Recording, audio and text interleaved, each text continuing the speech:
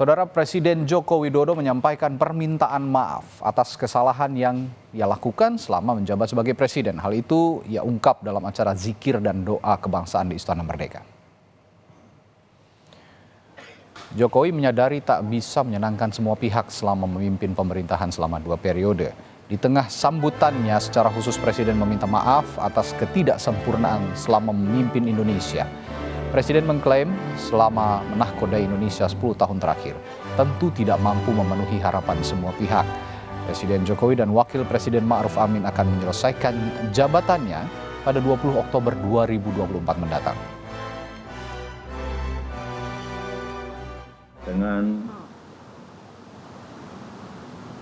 segenap kesungguhan dan kerendahan hati, izinkanlah saya dan Profesor Kiai Haji Ma'ruf Amin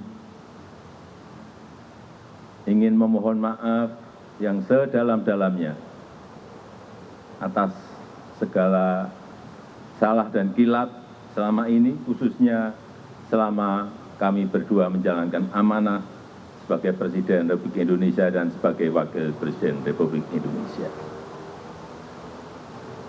Kami sangat menyadari bahwa sebagai manusia kami tidak mungkin dapat menyenangkan semua pihak.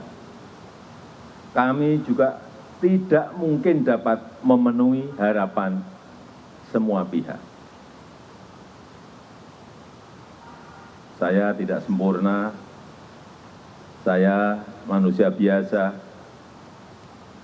Kesempurnaan itu hanya milik Allah Subhanahu wa Ta'ala.